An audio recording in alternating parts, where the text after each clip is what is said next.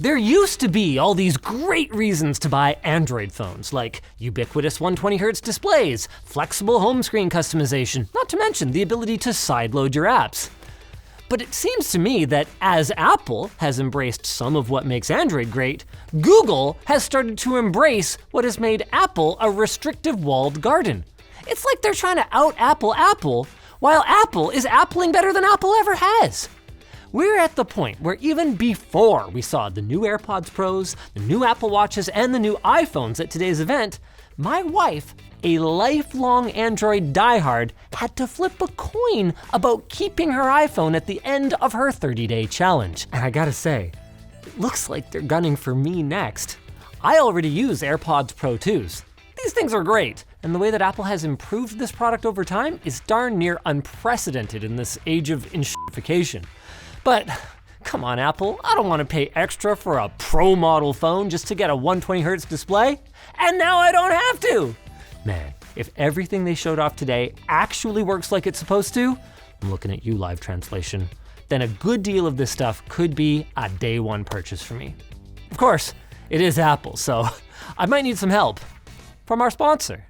Nexigo. Their Nova Mini projector is lightweight, small enough to fit in a backpack, and can be powered by a regular old power bank. Check it out using our link in the video description. Let's start with the no-brainer for me. In a little under 2 weeks, I will be handing over 250 American buckaroos for what Apple is claiming will be the world's best in-ear active noise cancellation. They are claiming up to double the ANC power of last gen while giving you 2 more hours of battery life. Like, dude, that alone is enough to get me to upgrade. But wait, there's more. They've also redesigned the earbuds with what they're calling a new multi-port acoustic architecture, which widens the soundstage, adds more vocal clarity, and delivers deeper bass. So in short, they're also gonna sound better, and they even made them smaller and added another smaller ear tip size. That's gonna be perfect for my kids on the plane. And there's another big feature I can't wait to experience, their live translation system. Theoretically, this is gonna work like a real live Babelfish in your ear that will enable full-blown conversations with people who speak completely different languages. And the best part is Apple hasn't paywalled this feature behind their latest hardware, allowing anyone with at least AirPods 4s or AirPods Pro 2s and iOS 26 to give it a whirl. Also, if the person you're speaking with doesn't happen to live in Apple land, you can still translate what they're saying in your ears, then reply and have your iPhone output it for you. Finally, I'm not 100% sure how well it's gonna work, but Apple has also squeezed heart rate sensing into the new earphones. Anyone who already has a smartwatch, Apple or not, probably doesn't need that, but I promise you, for everyone who doesn't have a smartwatch or doesn't like wearing one, but still wants at least some level of fitness or health tracking, it's pretty sweet. They're claiming it gives accurate data for up to 50 different workout types and includes an IP57 rating for dust, sweat, and water resistance. Which is good, because I'm getting kind of some excited sweats going on here right now, and I haven't even gotten into the new iPhone Air yet. Now, before I dive into the cool stuff, I want to get the concerns out of the way. Number one, that camera bump. Oh, Apple, it's more like camera stairs. Now, I'm sure they have a good reason for it. Apparently, all the major hardware is nestled in the plateau, but like, Apple, come on. You've already got an island, you got a port. How many more geographical forms do you need on your phones? Number two is that it's not called an iPhone 17 Air. That means in 2 years, we're gonna have what? The iPhone Air 3 alongside the iPhone 19. I know this is a nitpick, but this unintelligible naming scheme for the company's flagship freaking product comes from the same people that just simplified their iOS naming to iOS and the year. Come on! Finally, complaint number 3, as some of you have already pointed out, it only has an amplified earpiece speaker. No bottom speaker. So yeah, super thin phone, super cool phone, but if you care about stereo imaging on your phone speaker, or if you use your phone as a Bluetooth speaker while you're walking around the house, you might want to at least wait for the reviews before you rush out and buy one. It's a pretty important thing to do. Otherwise, how would you know that this RGB t-shirt from lttstore.com is the favorite of 3 recent reviewers? Anyway, other than those quibbles, the Air looks like it absolutely delivers on its promise. It's a little on the taller side, in between the 17 Pro and the 17 Pro Max, but it really is very slim at just 5.6 millimeters at the thinnest point, and it features a titanium chassis to hopefully avoid a new bend gate, along with Apple's new Ceramic Shield 2 coating on both the front and the back to improve its durability. Now, at $1,000 it is clearly positioned as a premium device, but even so, I was surprised to see its price land lower than the Pro model, even though it uses a similar A19 Pro chip. I would say similar because it's the A19 Pro, but it has one less GPU core, so make of that what you will. We'll talk more about Apple's latest piece of silicon goodness when we get to the 17 Pro and the Pro Max.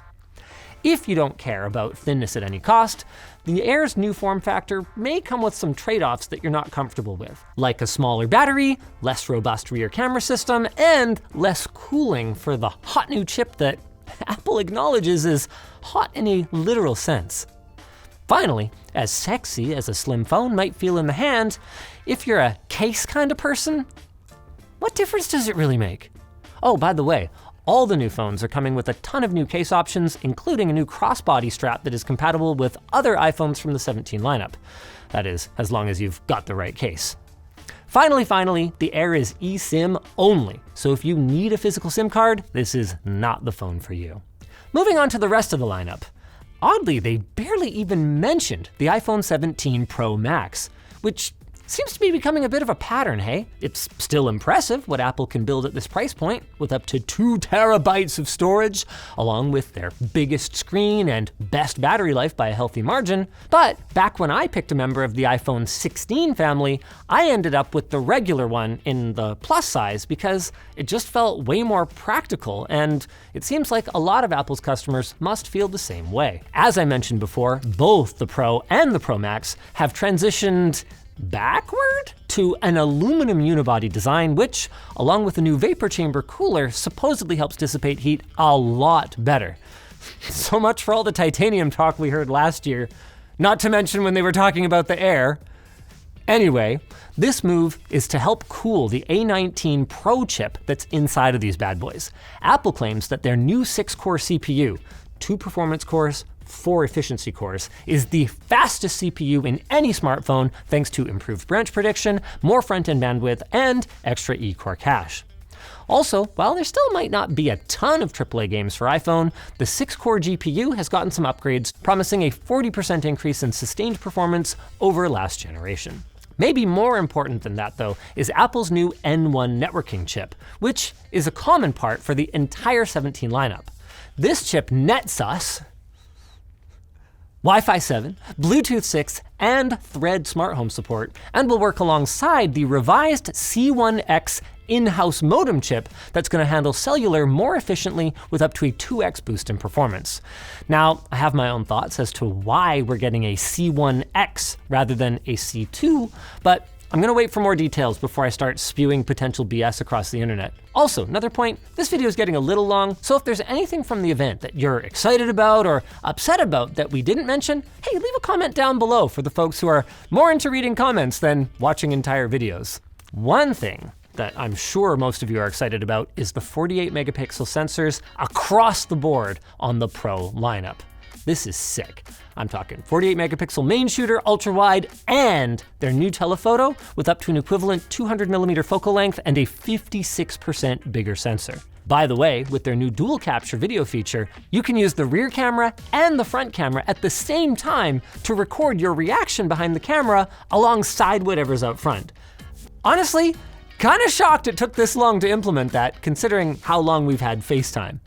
And for more professional recording, like the entire Apple event, which featured a ton of great looking low light scenes by the way, you are now getting the ability to record in ProRes RAW, which is, I guess, where 2 terabytes of storage might come in handy.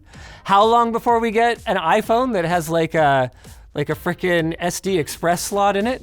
Never, I know. Before I get to the non-Pro models, let's talk about the front-facing camera that the entire line is getting, because this thing is awesome. It's got a new square sensor and a feature called Center Stage. Want to take a portrait-style selfie, but suddenly a couple of friends hop in? Boom. Apple Intelligence steps in, adjusts the framing, and now it's landscape because you're a civilized human being. I'm just kidding, portrait is actually totally fine for photos. The point is just that this whole process of switching between landscape and portrait takes zero effort, and I freaking love it if it gets implemented well, unlike, a lot of Apple Intelligence things. Now let's change gears and talk about the regular iPhone 17 lineup. Or should I say, the iPhone 17. That's right, my friends, the Plus has gone bust. Most people probably won't care, but personally, I thought it was kind of a sweet spot of great battery life and a big screen while not overpaying for Pro features that I didn't need.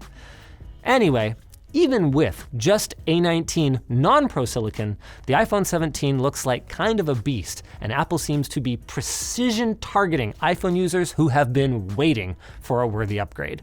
I'm talking 120Hz display, new Ceramic Shield 2 on the front, a 6.3-inch Super Retina XDR display, 30 hours of video playback on battery, fast charging, the same 18-megapixel center stage front cam, and a 48-megapixel Fusion main camera and Fusion ultra-wide rear cameras, along with Wi-Fi 7, Bluetooth 6, 5G, eSIM. Oh, and did I mention it starts with 256 gigs of storage? Yeah! Finally, right?